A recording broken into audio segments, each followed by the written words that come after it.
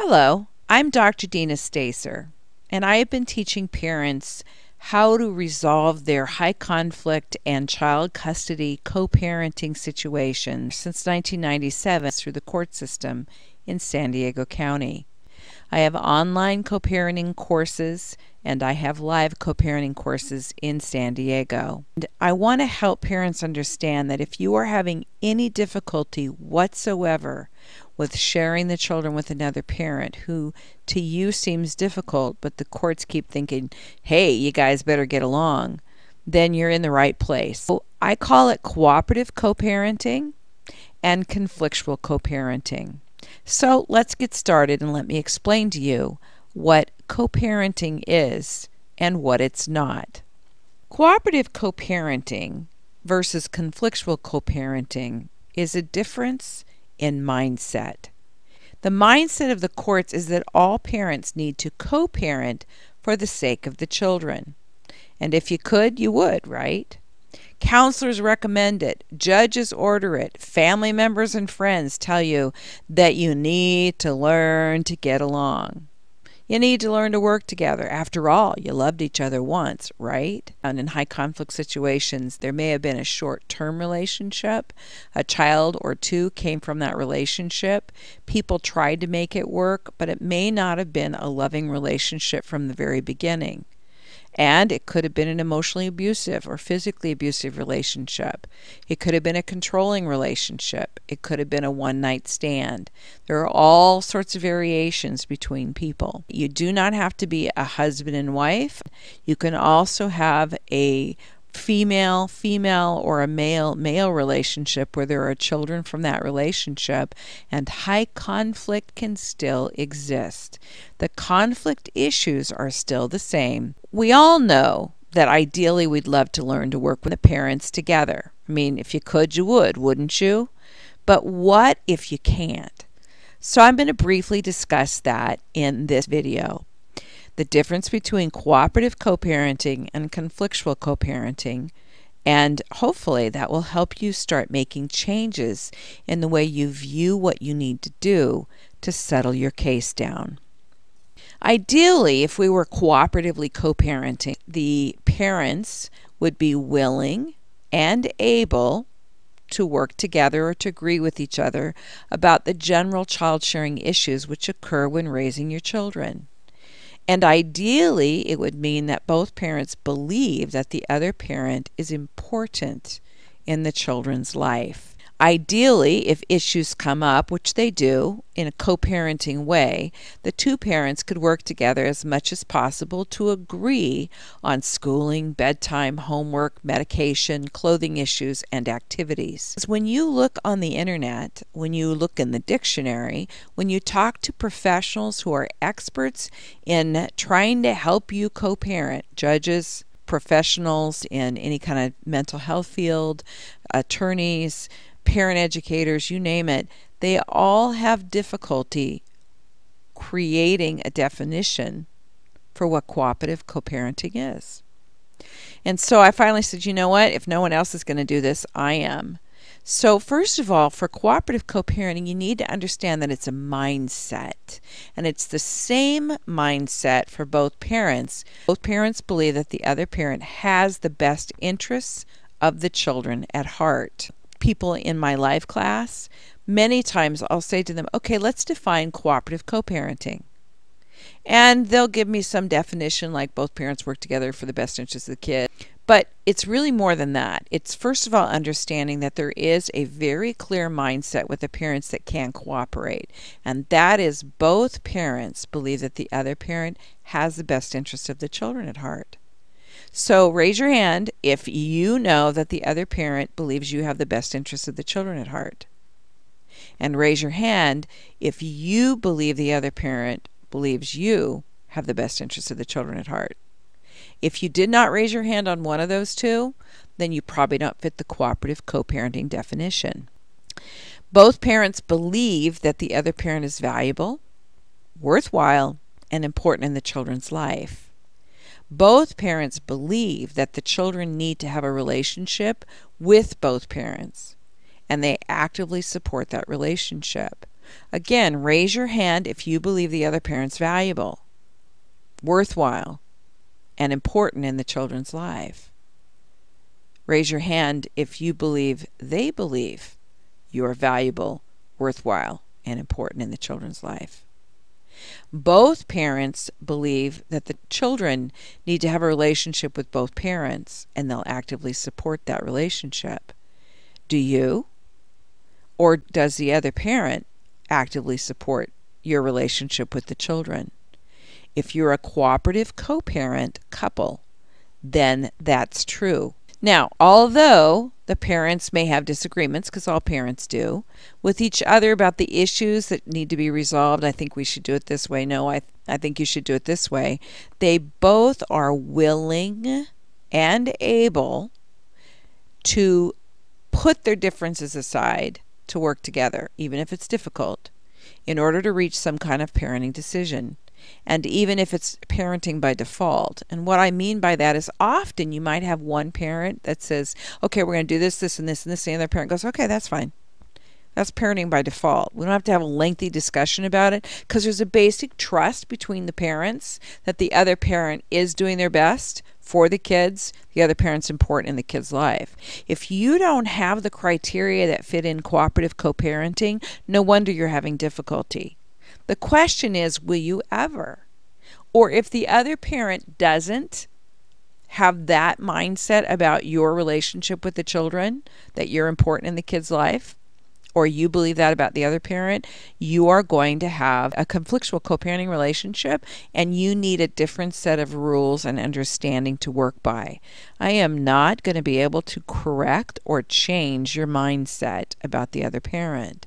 It's more about learning to do things differently and focusing on what you do have control over and power over, rather than trying to fit you into a round peg into a square hole.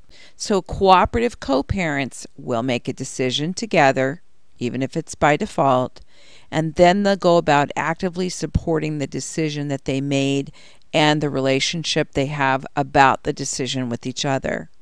And then both parents will do whatever it takes to support the other parent's relationship with the children. Of course they have disagreements, but ultimately both of them are willing to put their differences aside. They trust the other parent knows and believes that that parent is valuable and worthwhile, and it's just not a big deal. Now, if you're having difficulty with these 5 criteria, because you're saying, well, you know what, I have all those things but the other parent doesn't, or I'm not willing anymore to work with the other parent, then we need to define the conflictual co-parenting definition. That is a different mindset. So what is the definition for conflictual co-parenting? Well, as I mentioned a second ago, it is a different mindset for one or both of the parents. Because when I start talking about the same definition in the live classes, what I find is that now we have parents raising their hand almost with every one of these criteria. One or both of the parents believe that the other parent does not have the best interests of the children at heart as their primary focus. Now, this is a very common one. Parents arguing with each other about the fact that one of the parent isn't doing what they think is best for the kids. But when it gets down to really making decisions about schooling and getting homework done and what your rules are in your home, there's a big difference. There's a big discrepancy. You move into a new relationship, you're not happy about the partner that the other parent selected, you don't like the way they discipline, or maybe they're what they bring into the world. There are other ones when a father has remarried or a mother has remarried, and the step-parent steps in, trying to overstep their bounds. They don't know what the rules are about step families, etc., which are very complicated. And kids rebel and they go back and they complain to the other parent.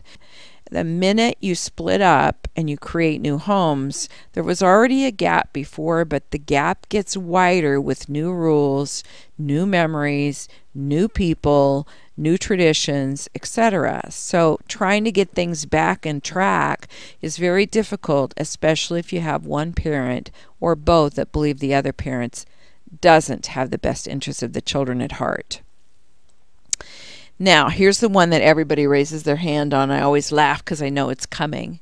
So, one or both of the parents believes that the other parent has fundamental character flaws, parental deficiencies, a personality disorder, a substance abuse issue, or is detrimental in some way which interferes with their ability to parent the children. Are your hands raised? If they are, then you fit in the conflictual co-parenting definition. One or both of the parents believes that the other parent is detrimental to the children. One or both believes that the other parent should not have an active, supportive relationship with the children because it is or will damage them. This is where we start knowing that there's a huge difference in mindset.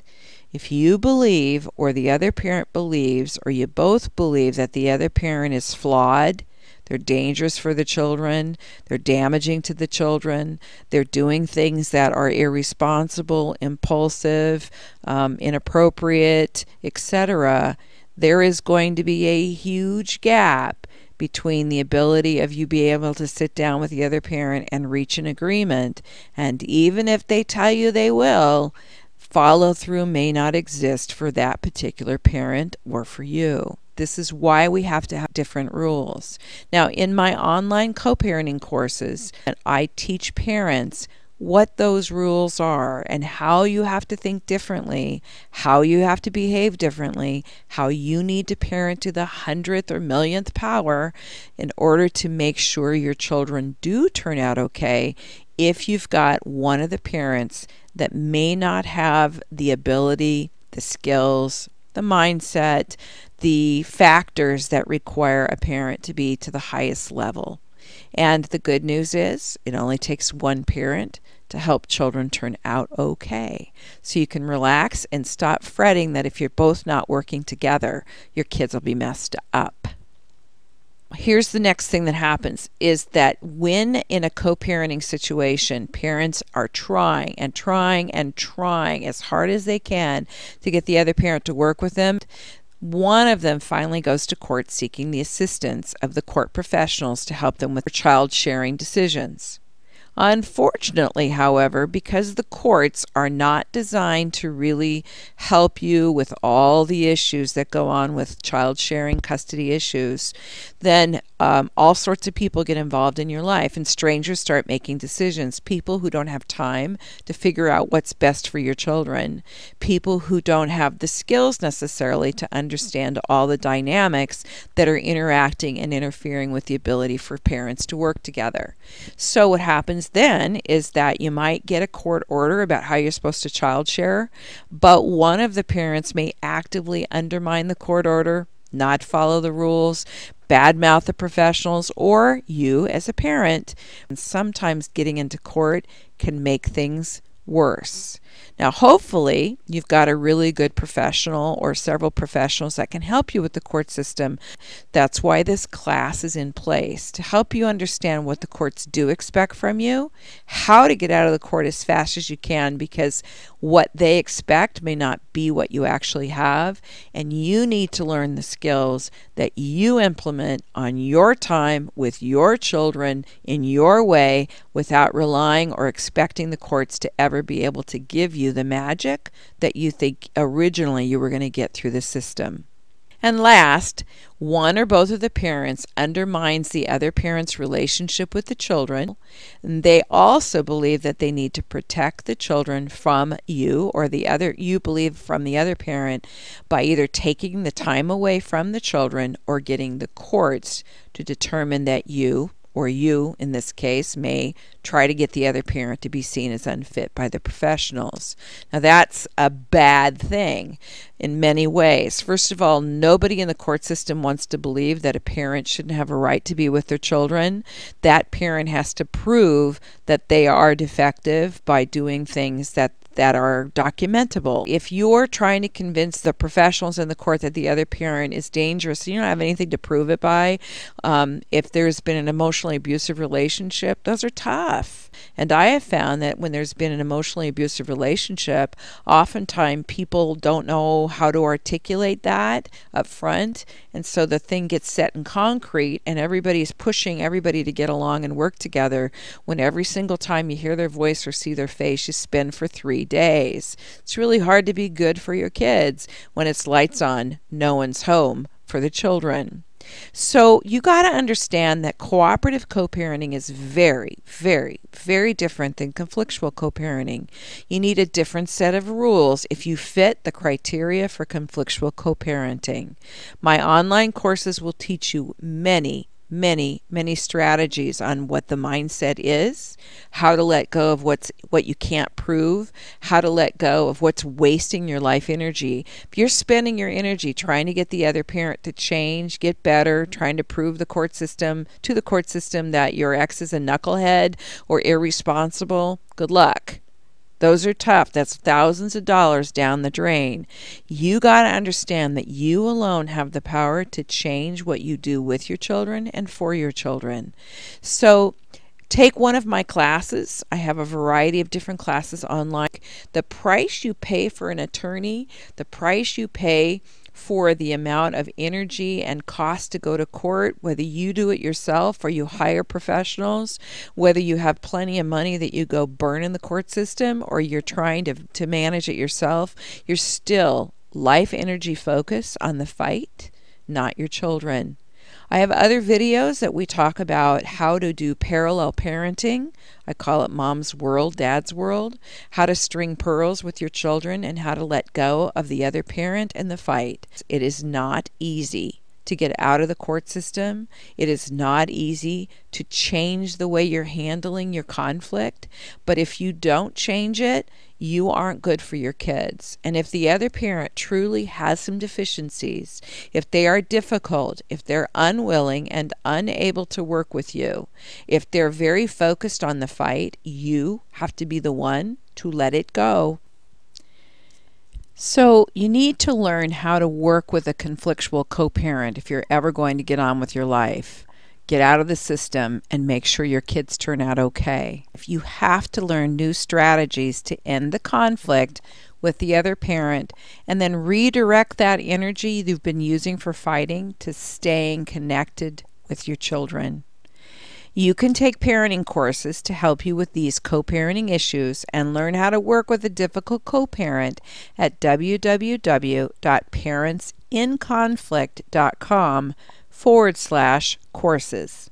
And if you have any questions, contact me at doc@dinastacer.com or call me at 800-980-0434. And thank you for your time, and I wish you the best of luck with your situation.